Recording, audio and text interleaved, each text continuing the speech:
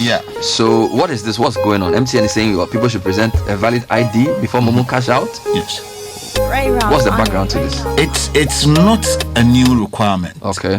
For someone to identify him or herself before a financial transaction is done is right from the beginning something that we started doing. It's a directive.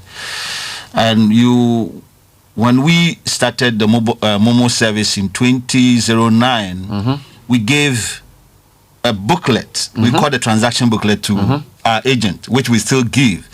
And in that booklet, they are supposed to record name, the number, the amount, the ID type, and the ID number before the customer will sign, before transaction is made for the customer. But over time, we identified two things.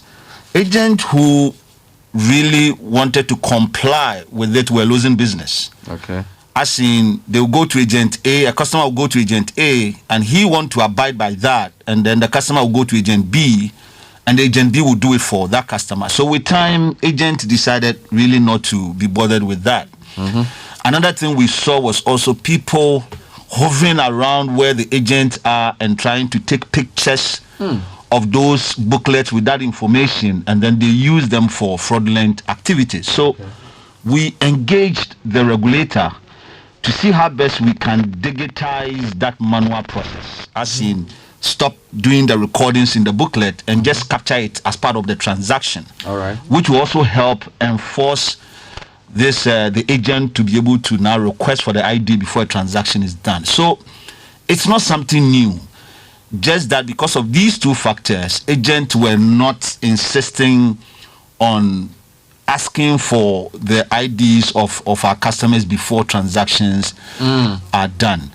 And since we put this in the public domain that on April 2nd we're going to start, we've had some misinformation within the social media especially.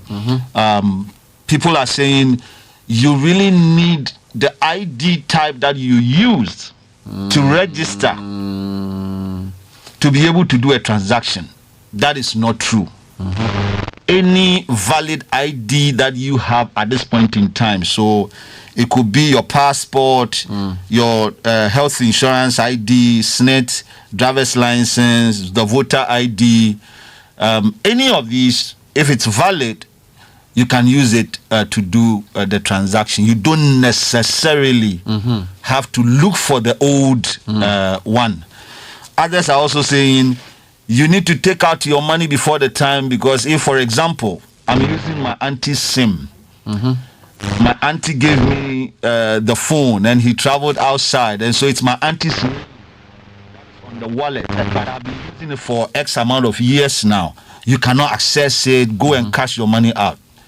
That is fear. You don't have to be afraid. Just walk to any of our service centers and then request for an update. You go through some validation for us to ensure that you are the one who have been using it and you own this wallet. And then the necessary help will be extended to you. You dial star 170 hash. You go to option 6, which is my wallet, and you go to option 10. It gives you details of your information that is on the wallet. So you can check and then decide to now go to our service center and do the necessary update. So you don't have to panic and take money from your wallet, as people are saying. Okay. You seem to have answered all the questions. I know. I was about to You've said everything. But it's cool. But again, just to put people's minds at ease, right? Just emphasize again what measures you have put in place for people to comply with this. So yes, it's all great in theory, but again, the meat comes down to people actually getting to an agent and either being asked to produce ID or saying, look, I don't have my ID on me, Charlie, just do the thing for me. How are you going to make people, Momo agents and customers, comply with this directive? It is the way the transactions is going to be this time. Okay. At first, the agent is not forced to input the ID number as part of the transaction to complete it. So if the customer said, I don't have an ID, then he goes away to another agent. But this time, the agent will need to input the ID number as part of the transaction process before he completes. So without it, then the agent wouldn't be able to assist you with that transaction. So you need to take any of your IDs and then you'll be able to get the service at the agent point. How will that agent, though, be able to know whether or not the ID is a valid one? So are you, MTN, in a position to verify the ID presented before the transaction is completed? That's two things. Agent will do the facial verification of it. So the picture, the ID number, all those features that we see around a particular ID, the agent will do that before now inputting it. Then we have systems at the back end that will also do the necessary checks before a transaction, goes through. All right. Well, some of us are very kind of wary of losing our IDs on the go, so maybe we have pictures of them on our mobile phones. Yes. Is that also acceptable? At this point in time, we rather require the physical one instead of the digital. We're in digitization. Exactly.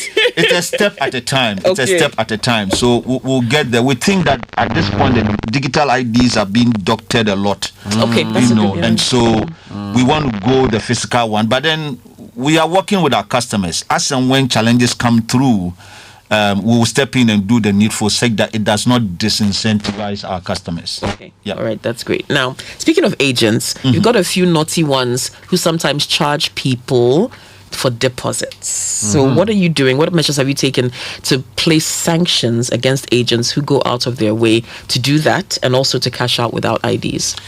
Some of these issues happen outside the system.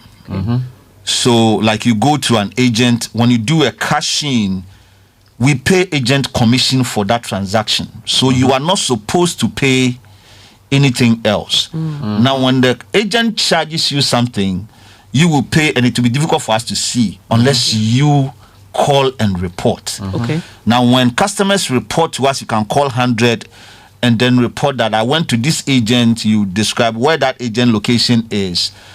And then what we do is we send our sales team for mystery shopping. Okay. Right, just to confirm your assertion. Okay. And once that is confirmed, that agent is warned the first time, and then the second time, the contract is terminated.